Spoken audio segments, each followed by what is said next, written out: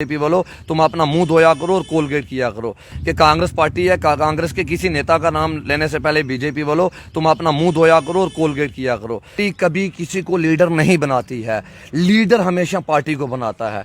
आपने कहा कि आजाद साहब जब तक कांग्रेस पार्टी नहीं सुने थी, मेरी पर गुलाम नबी आजाद ने पार्टी नहीं। 1985 में वाजपेयी साहब जी ने मुफ्ती साहब को खड़ा किया था, तो आज नरेंद्र मोदी जी ने अल्ताफ बहारी साहब को खड़ा किया है। अपनी पार्टी में जो भी नेता गया है उस पर इन्होंने पीएसए नहीं लगाया, उस पर कभी भी रोशनी का घोटाला नहीं पड़ा, उस पर कभी कोई केस नहीं पड़ा, क्योंकि अपनी पार्टी जो है ये बीजेपी है और बीजेपी अपनी पार्टी है।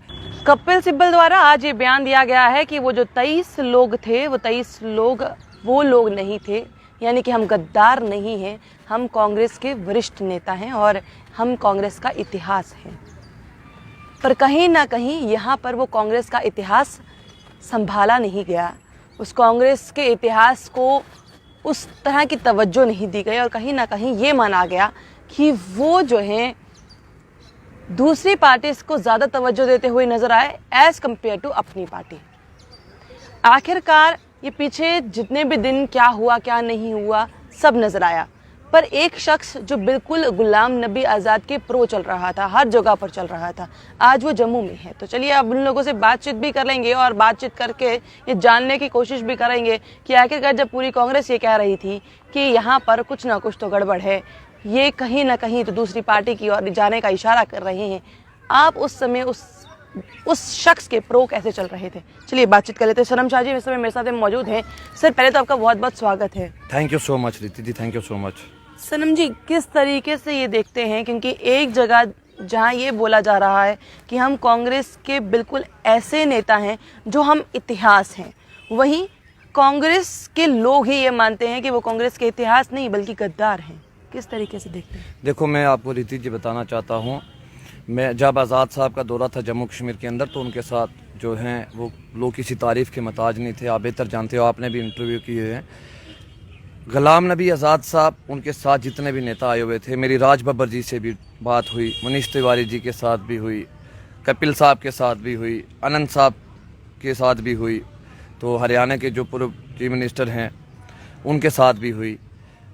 तो कहने का मकसद ये है कि उन्होंने कहा कि हमने इतिहास बनाया, इसमें कोई डराई नहीं है, कोई इसमें कोई हमें पूछ नहीं सकता कि कांग्रेस ये कह रही है। देखो मैं आपको छोटी सी बात मेंशन करना चाहता हूँ, गुलाम नबी आज़ाद साहब हिंदुस्तान के 5 प्राइम मिनिस्टरों के साथ मंत्री रहे हैं, ठीक है, और तब मेरा जन्म भी नहीं था हुआ, जो आज कहीं प्रोटेस्ट करते हैं तब वो पैदा भी नहीं थे हुए जब आज़ाद साहब ने कदम रखा था।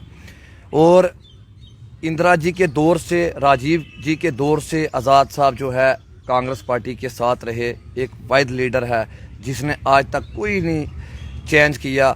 लोग सियासत भी आके करते हैं, अपने सेल्फ इंटरेस्ट करते हैं, आज़ाद साहब रहे कांग्रेस पार्टी में और कांग्रेस पार्टी के साथ उन्होंने एक बनाया, बल्कि पूरे जम्मू कश्मीर के अंदर क्या पूरे हिंदुस्तान के अंदर गुलाम नबी आज़ाद साहब जाने चाहते थे। उनके साथ जो भी आए हैं वो देश के सेलिब्रिटी तो हैं, पर मेरे हिसाब से आज़ाद साहब के साथ जो शख्सियत थी वो वर्ल्ड सेलिब्रिटी लोग हैं, राज बब्बर जैसे हो गए।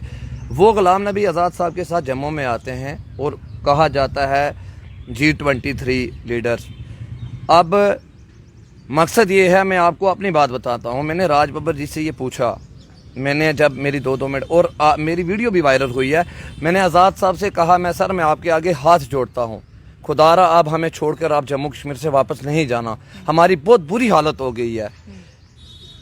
पर वो तो चले गए। देखो सुनो मेरी बात, मैंने आज़ाद साहब को कहा, उन्होंने कहा, आपने भी पूछा, आपका इंटरव्यू लिया, आपने कहा, आज़ाद साहब ने कहा जब मुझे पिछली बार आना पड़ा था सुप्रीम कोर्ट की इजाज़त लेनी पड़ी थी, पर इस बार यह है कि मैं सुप्रीम कोर्ट की इजाज़त से नहीं आया।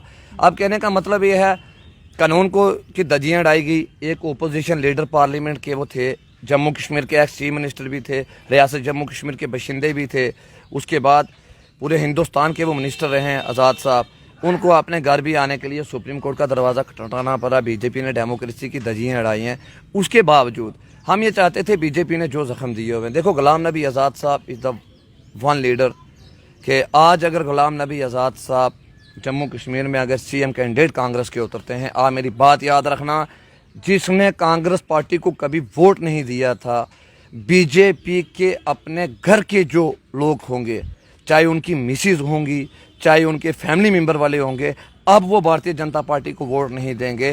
गुलाम नबी आज़ाद साहब चीफ मिनिस्टर जम्मू कश्मीर के कैंडिडेट हुए, गुलाम नबी आज़ाद साहब को जिसने नहीं वोट डाला वो भी देंगे। फिर आपने कहा कि वो काफ़ी मिनिस्टर्स के साथ रहे, वो कांग्रेस पार्टी का दामन थामे उन्होंने रखा, पर वो उन्होंने तब तक रखा जब तक कहीं ना कहीं ऐसा नहीं लग रहा है कि जब तक उनको लगा कि यहाँ से हमें कुछ मिल रहा है, राज्यसभा के मेंबर बन के रहे, यहाँ पर एक अच्छी पोस्ट पर रहे।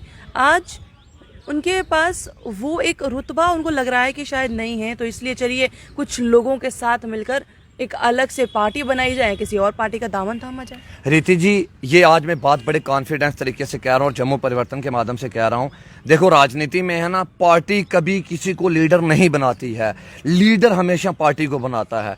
आपने कहा कि आजाद साहब जब मतलब तक कांग्रेस पार्टी नहीं सुने थी, मेरी पर गुलाम नबी आजाद ने पार्टी नहीं थी, मैं वो बात कर रहा हूँ, पहले आप मेरी पूरी बात सुने। गुलाम नबी आजाद साहब ने जम्मू कश्मीर के अंदर इलेक्शन कंटेस्ट किया, गुलाम नबी आजाद साहब ने 22 सीटें यहाँ पे निकाली, पार्टी ने उनको चीफ मिनिस्टर बनाया, ठीक है। गुलाम नबी आज़ाद साहब ने के साथ लोग चले। उसके बाद कोई भी, गुलाम नबी आज़ाद साहब ने मेहनत की, मेहनत करने के बाद जम्मू कश्मीर के लोगों ने उनको लाइक किया, 22 सीटें निकली तो गुलाम नबी आज़ाद साहब जो हैं चीफ मिनिस्टर बने, और पार्टी की भी सपोर्ट है। अब ये मुझे कहूँगा कि जी आपने कहा कि आज़ाद साहब को जब तक वो देते रहे, सपोर्ट होती तो आपको लगता था कि प्रोटेस्ट होता था?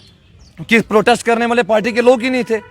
आपको पूरी तरीके से पता है, जिन्होंने प्रोटेस्ट किया है वो कांग्रेस के हिस्सा नहीं है। आज कहने का मतलब है, मैंने वो नेता भी देखे हुए हैं जो कहते थे कांग्रेस हमारी माँ है, इस माँ ने हमें जन्म दिया है, कांग्रेस हमारी माँ है।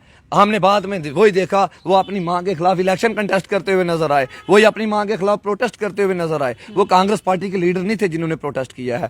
गुलाम नबी आज़ाद साहब उनमें से वो लोग हैं जो एनएसयूआई को बढ़ावा देते हुए नजर आए, उनमें से वो लोग हैं जिन्होंने उन यूथ को खड़ा किया है जो आज एनएसयूआई में एक बहुत बड़ा चेहरा है, यूथ कांग्रेस में एक बहुत बड़ा चेहरा है। रीति जी, मैं आपको ये बात एग्जाम्पल इस तरीके से समझाऊंगा। आपका ये जम्मू परिवर्तन है, आपके जो पीछे ऑनर है उन्होंने आपको परमिशन दी है, इजाज़त दी है, तो आप मेरा इंटरव्यू कर रही हो, ठीक है। इधर आके आपने किस भाषा का इस्तेमाल करना है वो आपको पता होगा, उनको नहीं पता होगा। आपने कहा एनएसयूआई के, देखो मैं कांग्रेस पार्टी का, मैं अपने आप को लीडर ही नहीं कहता, मैं कांग्रेस पार्टी का एक सिपाही हूँ, उस विचारधारा के साथ हूँ। ऑफर आते हैं पार्टियों के।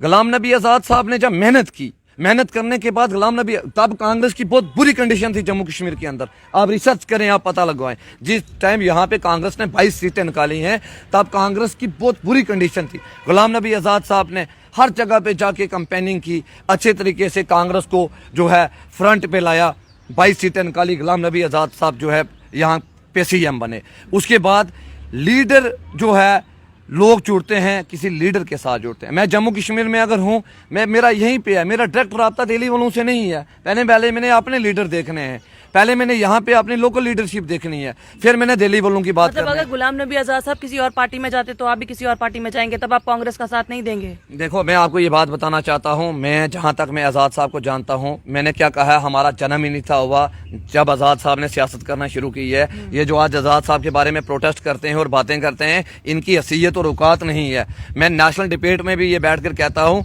कि कांग्रेस पार्टी है, कांग्रेस के किसी नेता का नाम लेने से पहले बीजेपी वालों तुम अपना मुंह धोया करो और कोलगेट किया करो।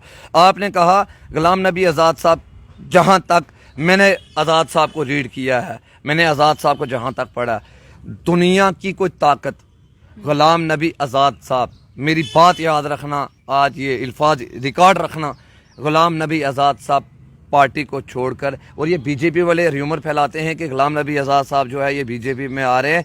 मैं कॉन्फिडेंस तरीके से कहता हूँ कि दुनिया दो हो जाए, गुलाम नबी आज़ाद साहब ना तो कभी बीजेपी में जाएंगे। देखो, आप अपनी सोच है। भाजपा में नहीं जाते पर अलग पार्टी तो बना सकते हैं ना, और अगर अलग पार्टी बना दी तो सनम शाह, तो इसका मतलब कांग्रेस का दामन छोड़ के चले जाएंगे, क्योंकि उनको अपनी जम्मू की लीडरशिप को देखना है। देखो सुनो मेरी बात, मैं आपको एक छोटी सी बात करना चाहता हूँ। 1985 में वाजपेयी साहब जी ने मुफ्ती साहब को खड़ा किया था, तो आज नरेंद्र मोदी जी ने अल्ताफ बुखारी साहब को खड़ा किया है। इन्होंने जो अपनी पार्टी बनाई है ना, ये अपनी पार्टी नहीं है, ये सिर्फ only for face of BJP, ये सेकंड पार्ट ऑफ बीजेपी है। क्योंकि हाथी के दांत दिखाने के कोई और हैं, चबाने के कोई और हैं। अपनी पार्टी में जो भी नेता गया है उस पर इन्होंने PSA नहीं लगाया। अपनी पार्टी पर जो भी जिसने जाके अपनी पार्टी ज्वाइन की है, उसने क्या किया है, उसने उस पर कभी भी रोशनी का घोटाला नहीं पड़ा, उस पर कभी कोई केस नहीं पड़ा, क्योंकि अपनी पार्टी जो है ये बीजेपी है और बीजेपी अपनी पार्टी है। हम जितना ही कसूरवार बीजेपी को ठहराते हैं उतना ही अपनी पार्टी को ठहराते हैं। देखो, अपनी पार्टी के बारे में मैं तो कभी डिस्कस ही नहीं कर सकता, और मैं ये बात कहता हूँ कि मुझे भी कहा गया अपनी पार्टी के लिए, पर मैं आपको बात बताना चाहता हूँ, फैसला करेंगे ये लोग। मैं गुलाम नबी आज़ाद साहब को छोड़कर ना, मैं अल्ताफ बहारी को अपना लीडर नहीं मान सकता। मैं गुलाम नबी आज़ाद साहब को छोड़कर और मैं कांग्रेस एक सेकुलर जमात को, मैं वही जवाब दे रहा हूँ ना, मैं यही देखो, मैं जवाब दे रहा हूँ। आप गुलाम नबी जब अब सिपाही अपने आप को सिपाही मानकर, कांग्रेस का सिपाही छोड़कर गुलाम नबी आजाद का सिपाही मान ले तो सही होगा। देखो, बदलते दौर में जिसने बदलना ना सीखा डालती है गर्दे से आया उसको खतरे में। लेट बी टाइम, आने वाले वक्त में बता देंगे हालात क्या बनते हैं। आज जम्मू कश्मीर में पार्टियों की बात कर रहे हो, हमारा यहाँ पे बहुत बुरी कंडीशन हो रही है, हमारे हालात बहुत डिस्टर्ब हैं, वो आप बेहतर जानते हो कि आज हम लोग किस स्टेज से गुजर रहे हैं। कहने का मतलब यही है कि सनम शाह अपनी बात कर रहा है, मैं अल्ताफ बहारी को एक साइड रखकर, गुलाम नबी आज़ाद साहब को एक तरफ रखकर, मैं गुलाम नबी आज़ाद साहब को छोड़कर इंपॉर्टेंस दे रहे हैं हाँ, बुखारी साहब को कि अल्ताफ बुखारी साहब और गुलाम नबी आज़ाद साहब मुझे चाहे कुछ भी हो, मुझे अपनी पार्टी चाहे स्टेट का कोई यूथ का ओहदा दे देना, बट मैं कांग्रेस पार्टी को और गुलाम नबी आज़ाद साहब को छोड़कर मैं अल्ताफ बहारी को लीडर नहीं मान सकता। आज जो अपनी पार्टी में गए हैं उनको आज़ाद साहब ने पकड़ के ना तैयार किया, खिलाया था। आज वो चले गए वहाँ पे, आज़ाद साहब का जो नाम है ना कोई इस्तेमाल कर सकता, ना जम्मू कश्मीर के अंदर क्या पूरे हिंदुस्तान का, पूरी दुनिया की वो शख्सियत नहीं है जो गुलाम नबी आज़ाद साहब के बारे में कोई बात करे या आज़ाद साहब को कोई ख़रीदने की बात करे। बाकी मैं इंशाअल्लाह ये बात करता हूँ, आगे वक्त हालात क्या बनाता है। हम जो है, मैं यूथ कांग्रेस का सिपाही हूँ, उस पार्टी का सिपाही हूँ जिसने देश को आज़ाद करवाया है। आज मैं आप दोबारा कहना चाहता हूँ, बीजेपी के किसी नेता की, किसी वर्कर की, किसी एमपी की, किसी मिनिस्टर की इतनी हुर्सियत और इतनी औकात नहीं है जो कांग्रेस पार्टी का नाम अपनी ज़बान में लेंगे। कांग्रेस पार्टी का जो नाम है ये अपनी ज़बान में नहीं ले सकते, क्योंकि इस कांग्रेस ने देश को बनाया था, आज तुमने देश को उजाड़ा है।